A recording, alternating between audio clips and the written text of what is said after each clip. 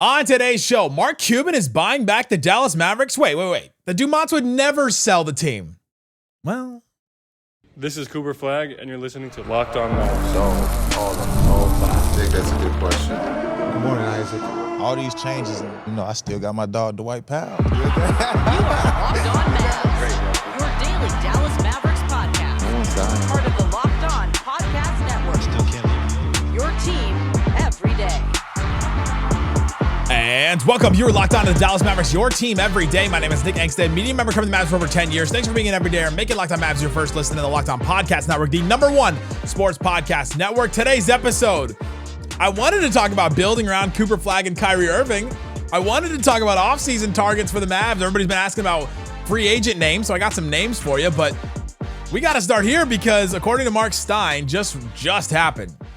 He said, breaking, an unidentified Dallas investor group is interested in partnering with Mark Cuban to buy the Mavericks back from Patrick Dumont, the Stein line has learned. A source close to Dumont told me the family remains excited about the future of the franchise and the Cooper Flagg era. That's not a no to me. Mark Stein, I'm sure he'll have more stuff on this later as the day goes on and as the story unfolds and all that. This kind of stuff takes a long time. But your first initial thought is what? Mark Cuban coming back. Well, you could get rid of the guy that signed off on the Luka Doncic trade. You do it. Bring back Mark Cuban. The days were better with Mark Cuban, right? That's the thing that I think I would hear from people from Mavs fans. I've heard that already. Man, remember, at least Mark Cuban cared about this franchise and knew what it was to be a Mavericks fan and all that. Okay. And then the other thought is, well, why would they do it? Why would they ever sell? Why would the Las Vegas Sands and the Adelsons, the Dumonts, why would they ever sell the Mavericks? They just bought them not that long ago. This doesn't happen that often. And to go back and sell it to Mark Cuban, well, it doesn't make any sense for them to sell it back, right? You just got Cooper Flagg. You've kind of you've tried to fix this whole Luka Doncic trade situation. You've tried to be, to get right with the fans. And they did the thing where they retired Mark Aguirre's jersey, and Patrick Dumont made sure that he was in the video where he was shaking Mark Aguirre's hand and saying, hey, you're going to get your jersey retired. He was there that night. All that stuff, optics, definitely for a reason. And so they tried to win this back and all that. They're moving forward with the Mavs' new arena. That was the reason why Mark Cuban sold the team in the first place, right? He said that these guys know how to build. These guys know how to build, facilities and casinos and resorts and all that big stuff. And their whole big plan was to build the Dallas and the North Texas casino resort, Mavs arena, all that kind of stuff, entertainment capital of whatever. All right, but here's my two things on this. Of course, it doesn't make any sense for them to sell it back, right? To just like end on this, except, well, for one, they're failing in the attempt to get their casino resort whole thing off the ground. They're moving forward with the Mavs part of it. The Mavs are doing their part, where you've got Rick Welts, the Mavs CEO, who took over the CEO position from St. Marshall. And they're moving forward with their new arena, 2031. We've got two different sites. They've already talked about how they want to either take over the Mavs, the Dallas City Hall, or they want to put one closer to closer to Addison, or isn't it off like Preston? And so they got two different sites that are both in Dallas proper, technically. And they're moving forward with that in 2031. But what about the gambling? The Adelsons have just poured in millions and millions of dollars. I heard $100 million at one point. They've poured into the Dallas or to the Texas elections and Texas, lobbying to try and legalize gambling. And two guys are standing in their way: Governor Greg Abbott, Lieutenant Governor Dan Patrick. They're both seeking re-election right now. Both of them are unwilling to move on support of gambling at all. And according to a couple of sites, Miriam Adelson has funneled nearly $10 million into pro casino PACs, super PACs, which is they get all this money together and then they give it to these, an individual person's only allowed to give so much money to like somebody running for office or something. So they got to put them in these PACs, and the PACs then give the money. And that's how elections are bought in the United States, apparently. But she's given $10 million into pro casino PACs as Las Vegas Sands intensifies its political push in Texas. Dan Patrick's election, I guess, is up in November. And so we'll see what happens with that. But they're pouring more money into trying to get gambling legalized, and they are failing at it. It's not working. They're not budging off their spot. Those two guys are not budging. They can pour as much money as they are. Miriam Adelson has moved her way up towards like being buddy with Trump and done as much stuff as she possibly could to try and win his favor, and that has worked. And Trump has done a press conference with her. Like, there is so many things that they've tried to do to try and get this through. And maybe they haven't tried everything yet. Maybe there's still time, right? Think about it. There's probably, what you think, like 4-5 years between now and the Mavs new arena. You think that they would want to get it legalized by then. So maybe there's time for that to happen. But what if they look at this whole situation and go, man, we're pouring a lot of money into this and it's not working? And what if they look down the road and say, this is not going to work? This is not going to happen. We're pouring all this money in. And yes, they've said things like, why would we go anywhere else? It makes sense. You know, gambling is not legalized here. And so they go for it. And like, all right, well, this is there's an amazing money pit here. If you could get gambling legalized here in Texas, just the sheer amount of people, let alone people that are interested in sports, people that are interested in sports gambling, people that are interested in all kinds of things. I mean, every single show has sports gambling on it now. It's a whole thing. The Super Bowl had so many different sports gambling ads. Like, it's just this massive industry now, and they're trying to get into it, and just gambling in general.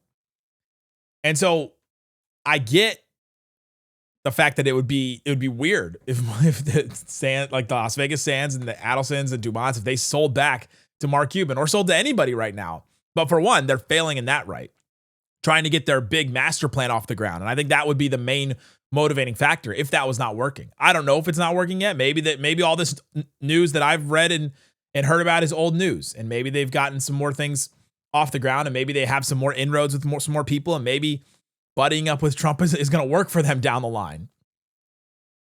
The other part of this is, I think owning a sports team was a lot harder than they thought it was coming in, because of the Luka Doncic trade. Dumont signs off on that trade. Nico Harrison led him astray in an insane way. Like, just an insane way to lead him astray, to be like, hey, this is going to work. And it failed so miserably. Failed in every aspect of the trade. The Mavs just traded Anthony Davis for not much. The fans revolted. A lot of fans have left. I've talked to a lot of fans that are like, hey, I'm done. I'm out. Some of them will come back. Some of you have come back. If shout out to you if you're a person that was like, after the Luka trade, I'm done. I'm not thinking about the Mavs anymore. And then the Cooper Flagg experience has brought you back. I think that's fine. It's your NBA team. It's your fandom. I think it's doing a ton for them if your interest is back up. But I think fans have stopped coming, or stopped renewing season tickets. Fans are still coming to games. There's a lot of, I've heard some talk about how, the arena is empty and all this. It's not. The arena is very full. A lot of the time, people are still coming to games. I'm there every game. I know. That has failed. They got booed when they did the Mark Aguirre jersey retirement. What was it? Derek Harper got on the podium, and he said, we want to thank all the ownership groups. We want to thank Cuban. We want to thank Ross Perot. Want to thank the Carters. And then he was like, we want to thank the Adelsons. And then just boos started raining down. And he goes, hey, we're not doing that tonight. All right, but they'll do it eventually. And the sentiment is there. So they buy this team. They're trying to get this whole thing legalized. It's not working. That's the whole thing. Then they buy this team thinking it's going to be one thing, and then they fail miserably with this trade now, which makes them hated by the fan base. And so you're already hated by the fan base. You've tried to clean it up, and the things have not necessarily worked. You did get this gift of Cooper Flagg. If they hadn't gotten that, I would imagine that they would want to sell it quicker. Which is why the only quote to Mark Stein was, the family remains excited about the future of the franchise and the Cooper Flagg era. Which, once again, Cooper Flagg saving everything for the Dallas Mavericks. Just his existence. A 19-year-old's existence has changed the course of an entire franchise and billions of dollars. I don't know how far this will go. Mark Stein wouldn't report it for nothing. Maybe the Mavs just looked around and said, hey, listen, nobody's talked about us for like a day and a half. Can we get back in the news? Maybe they're taking a piece out of Jerry Jones's playbook and just decided, hey, we need to get talked about again in some way. But I will say that I think those two things that I lined out, if they are as bad as I think that they are, those could be legitimate reasons why this family would want to sell. And even though, yes, they're excited about Cooper Flagg and excited about where this is going, everything could have been much harder than they really thought. And if that's the case, they could sell. And back to Mark Cuban would be fascinating. Because then, just over a year after, whenever this happens, just over a year after the Luka Doncic trade, both parties that were responsible for it are gone in Nico and in Patrick Dumont. Imagine that. Be like this weird dream where we just all wake up and be like, oh my, okay, Mark Cuban's back, and then maybe 2028 Luka comes back, and then all of a sudden it feels like this whole last 3 years would feel like this whole weird dream. Who knows? Coming up, I got a lot of good questions in the Discord today, which is what I was going to talk about. One of them was what kind of names are we getting in the offseason? What players could the Mavs get in the offseason? All right, you want some names? I got some names. Today's episode of Locked On Mavs is brought to you by ZocDoc. Finding a doctor you actually like can feel like discovering a diamond in the rough. It can be hard. You've got all different kinds of doctors, all different kinds of offices. You've got all different kinds of things, and you don't know who's in network, nearby, has availability, can fit your schedule, do all that kind of stuff. And I know that when I looked through some of the search through my insurance or whatever, all the different doctors, some of them, their numbers didn't even work anymore. That wasn't updated and all that. ZocDoc can help you out, and the kind of doctor that you need exists. Finding them is easy with ZocDoc. It's a free website. Helps you find and book high-quality in-network doctors so you can find someone you love without all the hassle. We're talking about booking in-network appointments with more than 150,000 providers across all 50 states. That includes Texas. Covering over 200 specialties. At first I read that as species. That's very different. From primary care and dentistry to dermatology and eye care, you can do all kinds of different things. Looking up a doctor has never been easier. It's a free app, free website. Go check it out. ZocDoc, high-quality in-network doctors. Stop putting off those doctor's appointments and go to ZocDoc.com/LockedOnNBA and find and instantly book a doctor you love. ZocDoc, ZocDoc.com/LockedOnNBA. That's ZocDoc.com/LockedOnNBA. Thanks to ZocDoc for sponsoring this ad. Also sponsored by Wayfair. The new year is here. It's the perfect time to reset and refresh your space. I used Wayfair today. I was checking out my backyard space and I was like, man, it was like 80 degrees today. It's feeling good. I was sitting outside and I was like, all right, I need some new stuff for this backyard. I need a hammock. I need some outdoor lights. I need all kinds of stuff. You can get anything that you need to refresh your space all in one place, whether you're updating your living room, organizing your space, or upgrading your home from work setup. I've done that as well. Some of this stuff that you're looking at right now is from Wayfair. Huge selection makes it easy to find what works for your style and your budget. Get organized and back on track this year for way less on Wayfair. I love that they deliver stuff straight to you. That's why I keep ordering from Wayfair. They always have deals too. It makes me think that when do you ever sell your stuff at 100% full price? Because it's like 60%, 70% off. Get organized, refresh back to this year, back on track this year for way less. Head to wayfair.com right now. Shop all things home. That's Wayfair, Wayfair. Wayfair, every style, every home. Shut it down! Let's go home! Thanks for hanging out with us on Locked On Mavs, being part of the show, part of the Raccoon Squad, listening every day. Appreciate each and every one of you for checking out this show. We have the Everydayers Club. You can get access to the Discord. That's where I was getting questions today that I'm answering on this show. You also get access to ad-free episodes of this show if you subscribe to the Everydayers Club. That's code. All right, so LockedOnMavericks.com/LockedOnMavericks.supercast.com. It's $5 a month or $50 a year, and you can check that out over to get ad-free episodes and access to the Discord. All right, so I got questions. I got a bunch of questions today, and I was excited to get to those. And then that story from Mark Stein came out, and I was like, all right, well, I got to do this now. Got 100 questions about free agency, about names. Everybody wants to know names. Do you guys know if we could attract free agents this summer? What players are the Mavericks most likely to get targeted by free agents? Zane asked this. Garen asked this. Multiple people asked this. So here's the Mavs situation going forward. The Mavs did get a lot of flexibility with this Anthony Davis trade. They got a ton of flexibility. They're not in either of the aprons. They've ducked under the luxury tax, which is massive. And so you look at this and you go, all right, well, here's where the Mavs are. They've got, about $10.7 million projected cap space for next season. If you shout out to CBA Mavs on Twitter, he always does this great salary cap work where he shows us everything. He puts in the expected picks. He puts in the expected all kinds of stuff. And so he's got this, and he's like, all right, we got about $10 million in space next year. But the one thing that I would say about the cap space and about free agency is this. I don't think the Mavs are going to use their cap space. I think what the Mavericks are going to do is they're going to operate as an over-the-cap team, because then you get the non-taxpayer mid-level exception. If you're not paying the tax, you're over the cap. You get this non-taxpayer mid-level exception. It's worth about $15 million. So instead of being a cap space team, all that is complicated. what you need to know is the Mavs will have about $15 million to spend if they want to do that with the non-taxpayer mid-level exception.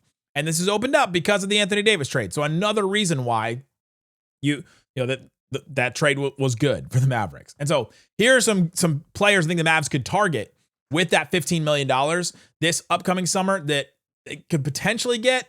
Some of them you're going to be like, oh, there's no way that guy's out of reach. All right, I get it, but here's some options. That guard, Suns, Colin Gillespie, he's making like $2 million right there. He's had a really good season for the Suns, really good three-point shooter. And so that's a guy the Mavs could target. CJ McCollum, he's kind of bounced around now.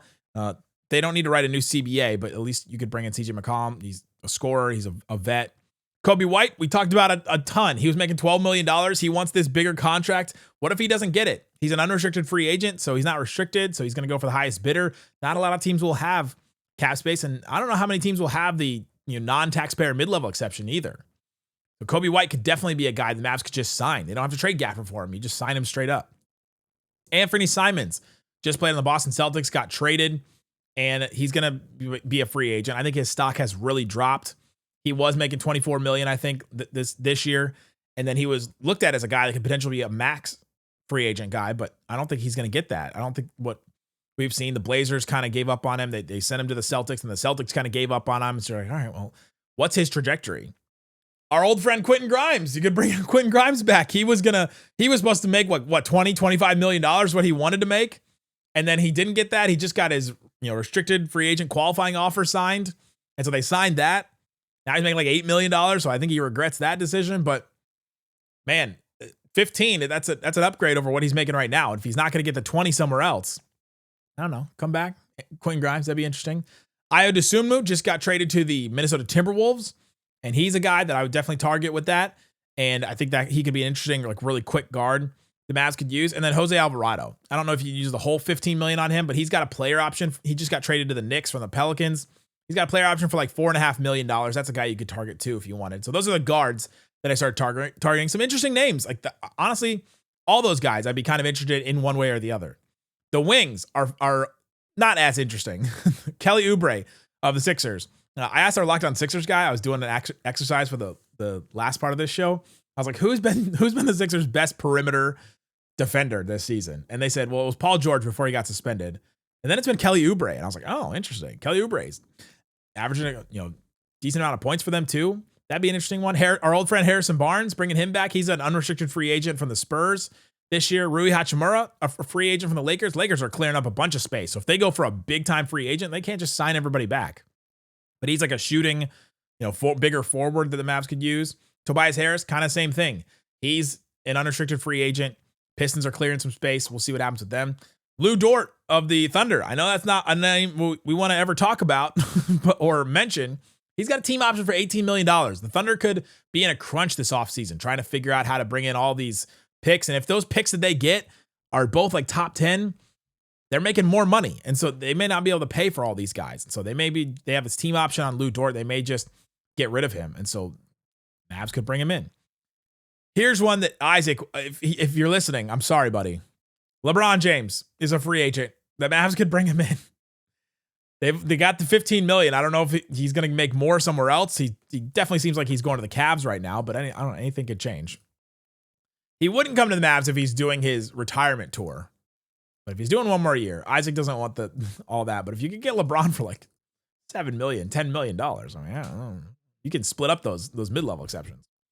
The centers are even less exciting. There's guys like Drummond, our old friend Porzingis, Nurkic, Vucevic. Mark Williams is a restricted free agent, but he's an oft-injured Duke big. The Mavs already have one of those. And then there's Mitchell Robinson on the Knicks. He's played a really big role, been an incredible offensive rebounder for him this season. He's making $12.9 million this year.